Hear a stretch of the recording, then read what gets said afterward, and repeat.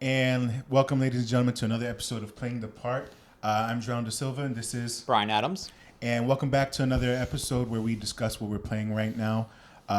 For today, we got a little bit of a treat, I'd say. Or something Little different. theme, basically, yeah. We're doing a couple games that have gotten remastered lately. Mm-hmm. So we'll check those out, see how they've been updated, and give you guys our recommendations for them. I'm going to be going first. Mine is going to be Ninja Gaiden Black 2, which I think that's how it is. They put so many different names onto the games, I can't keep track. So if I'm not correct, I will put an update on this. And Brian? We'll be doing the Suikoden remaster for 1 and 2. Awesome. But without further ado, my game is going to be Ninja Gaiden Black 2. So this is a remaster that for obviously Ninja Gaiden. That came Ninja Gaiden 2. I think they came out maybe like 08 or 09, around that time. That's when those games were coming out. I think it was like exclusive on Xbox 360. The cool thing about this game is that when it came out, it was like a kind of like a shadow drop. I think I think Xbox was doing like some they were doing like a developer thing where they were showing like a bunch of games that were coming out, and I think Team Ninja had like showed that they were going to come out with something, and then also at the end of that, they shadow dropped that this was coming out. They had like showed that they were going to come out with the new Ninja Gaiden and stuff. So this is like a treat for everybody. So it came out like right then. If you have Xbox Game Pass, you can download it for free. If you have like PlayStation or PC, I think you can also purchase it. But that's how I played it. I played it on PC. On Game Pass, and from what I can tell, it's been a great experience. It reminds you of the same game.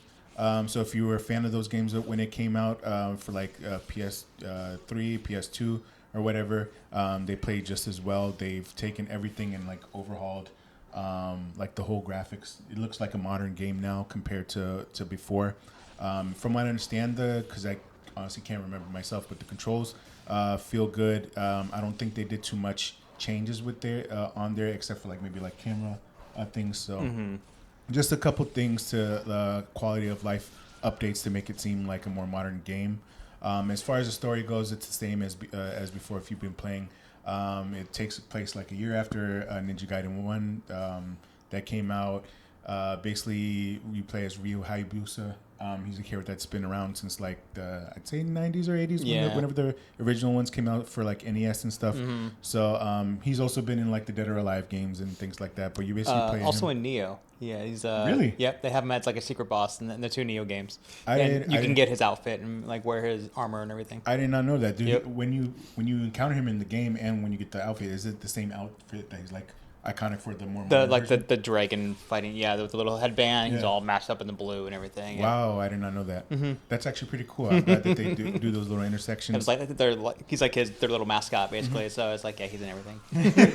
they can put him in. But basically, it just starts with him rescuing some lady that's been looking for him.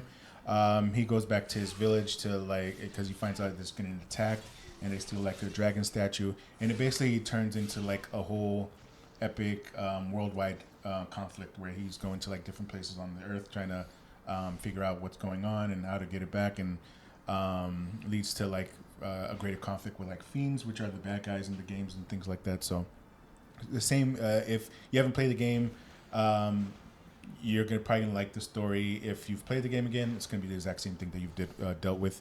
It has all the weapons and everything from before. I don't think they've added anything new. They have all the ninpo that you can do, and it works really great. So like in my case, where now in modern times more people are playing like the Dark Souls games, it was kind of refreshing to go back to something where it's more like just slice and dice, like kind of like a Devil May Cry feeling into it. Yeah, you're not needing to dodge and parry perfectly. You can just hack and slash. Yeah, and and if you're tired or you need a break from some of those types of games, I think it's a good thing to get that fix in, and still, slice and dice. So I feel like that's a good thing for everybody. But it's just good to go. Very nostalgic to go back and just play something that felt kind of like familiar a little bit, I would say. And as far as like playing on PC, I didn't have any. This is probably the first game outside of like Call of Duty that I've played on PC. and I didn't experience any issues, no frame rate dips, no anything, no crashes. So it seems like a solid pick for me.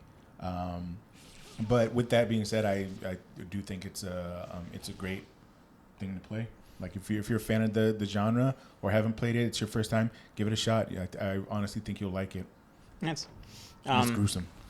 The gore and everything. So that's one where like actual like limbs will get cut off. Yeah, limbs are getting cut nice. off. There's I can't recall what it's called.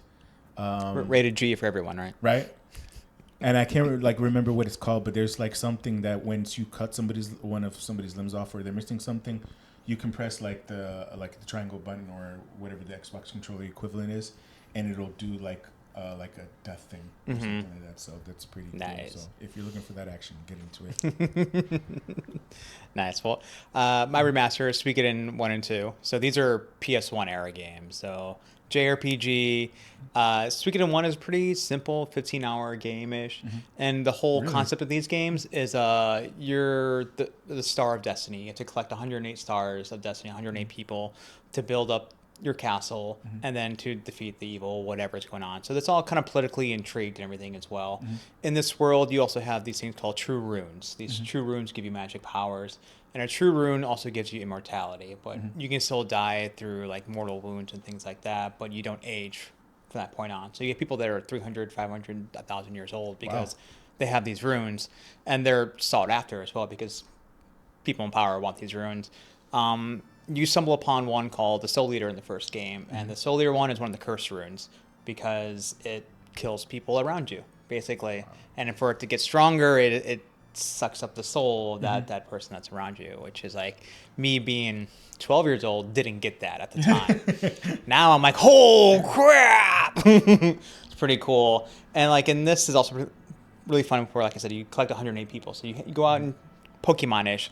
Like you're going out, you want to collect everyone for your castle, and you make it better, and you have people that like cook, you have a blacksmith, you have fighters, you have dancers, you have people that play a band. It's like you have just this random assortment of people that go into it.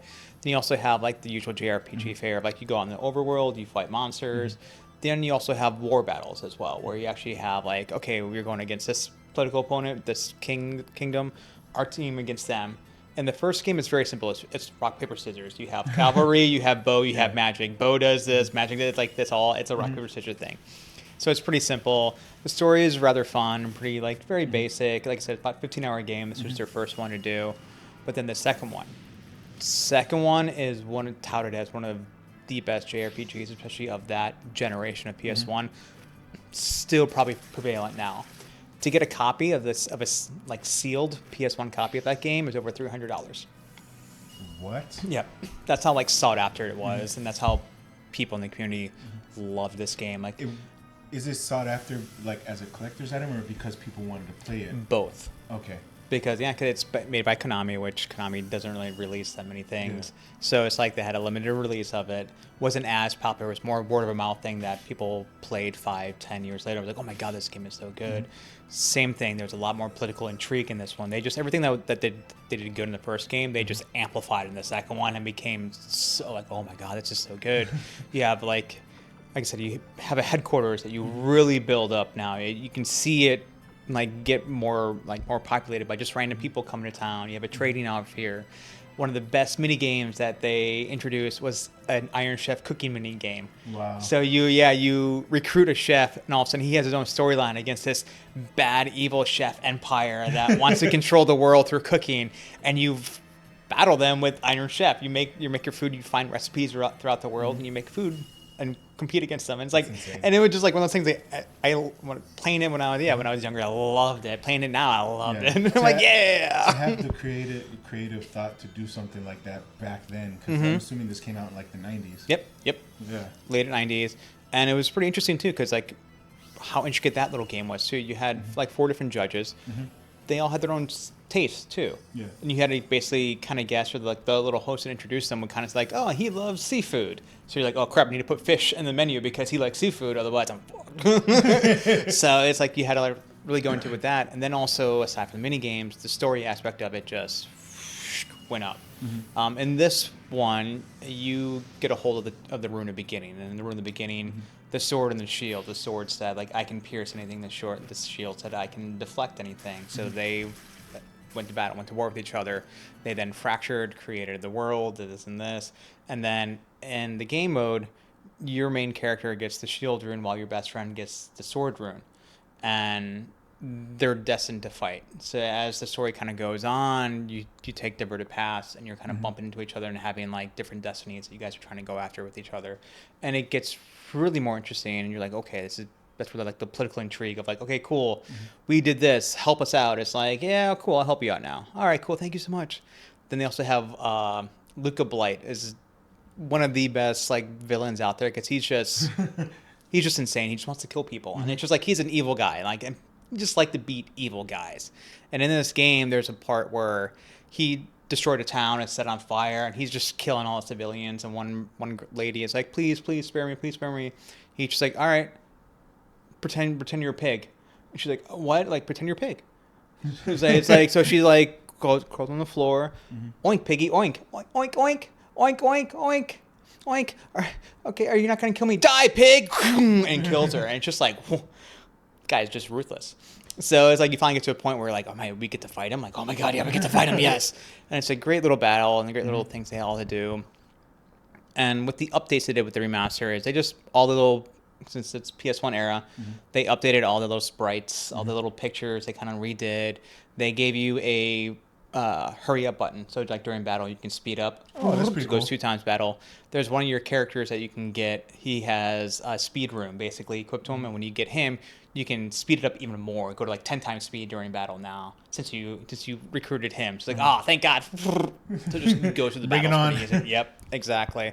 So they really did really well with the remaster, and it being Konami, it was like, how good is this gonna be? Like, and they've been quiet about this, like this franchise of a, because there's 5 Suikoden games in total, and they just haven't touched them since, just like the rest of their PS2. franchises. Exactly. So it wasn't until Eiyuden Chronicles came out that because that was the same team that originally made Suikoden, so they made their own Kickstarter crowdfunder to make Eiyuden Chronicles. That got super popular, and then Konami went like, we're making a remaster for this one.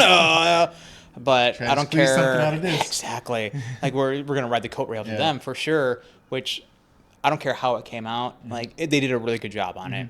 It's really fun. You get 2 games, 2 stellar JRPGs back from the 90s PS1 era that you can play that you're not going to dish out $200 to play. Yeah. And it's like they're great games. The second one is 40, 50, 60 hours-ish to go through. The first one about 10 to 20.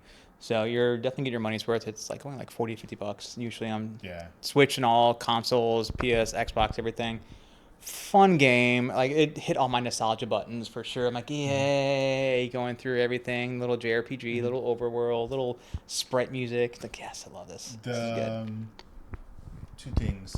One is with the remaster, did they do one of those things where it's like 2D, 3D now, or is it like actual like sprites and stuff? It's always sprites. They kind of like give it a facelift of it, but like it's still like flat overworld, kind of flat as you're walking through it. Same thing with the towns. It's definitely like you can see it's from the PS1 era. There's no like 3D aspect of it. It's just how they scaled it, but they just cleaned it up. That's good. I didn't know if they. I think that's, in my opinion, I think that might be a better thing. I don't know, because it seems like a lot of people are just taking the Octopath Traveler way of doing it, and which is not. It's a sexy way of looking at it, but for the nostalgia factor, it doesn't really do it. Yeah, that's one thing. Like since they redid all like the character portraits, because when they talk, they have a little character up, and some of them look really weird now. It's like, wait, that's what they looked like back then. It's like, well, I don't know about that. I don't like this one.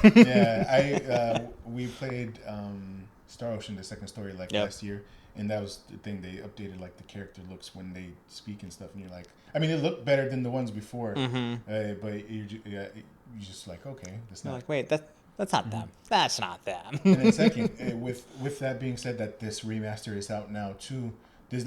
Have you seen? I don't know if you paid attention, but have you seen like the market for that original copy go down?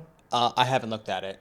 I would assume it probably would have went down a little bit because people can now play it on a more updated platform and everything. But also, when they released the game, they also announced they're making a mobile gacha game, and they're also making an anime about the second game. Oh wow! So they're like, people are like crossing their fingers, hoping that they might bump bump it up and make the sixth game that everyone's been waiting for, because all these games are on the same continent, and they all happen 5 years later, 10 years later, 150, 30. I didn't know So that. yeah, it all happens all at the same time around the same continental area. Damn. So yeah, they're all connected. I did not know that. I thought it was like most JRPGs where like Final Fantasy, where everything's its own separate story. I think that's pretty. Yeah, like it gives you investment. yeah. In this one, in the second game, you get a lot of returning characters from the first game because it's only 7 years later, type of thing. So like right away, you get like two main people are Flick and Victor. And you're like, when they get in the second game, like, yeah, Flick and Victor are back. Like they're like two mercenary bros. You're like, ah, that's awesome. Love him. Shining recommendation. Oh, 100%. Like, yeah, I got it day one. Couldn't wait. FedEx was like a week late to give it to me, and I was like antsy the entire time. Not surprised. Yeah, unfortunately. yeah, and it's always FedEx. Always. I will say though, to their praise or whatever, Konami has been doing a decent job with a lot of the I haven't played it, lately. but Silent Hill 2, I've heard nothing but great things about, and it looks right. I never played Silent Hill 2 back in the day. I always wanted to, and then when the remaster came out, I'm like, okay, I can actually play this now. Like, it looks good. Like, yay. Yeah, and then Metal Gear Delta coming out later this year. Not the first one, not the like the Master Chief Master Collection. That one was horrible. Yeah, from what I understand. The actual Delta, like a remake of Snake Eater, and that it looks good. We'll see how it comes out. It's gonna be pretty hard for them to fuck it up. So, but we'll see how they do with that. But they've been doing a decent job with these. Let's see if they come out with new entries into their franchises. Because I'm assuming these are lucrative. Because I heard Silent Hills did good. Yep. I would assume that this did well too. Yep. And I can only imagine what Metal Gear would do. But hopefully they keep it up and get back, because they were doing a pretty good job before. So, but that's our reviews for these two games, two remasters. If you guys have played these games before and you've been wary about catching these remasters, two recommendations from us. There's nothing to worry about it. Just go in, have fun, get the nostalgia factor, but with some quality of life updates and stuff.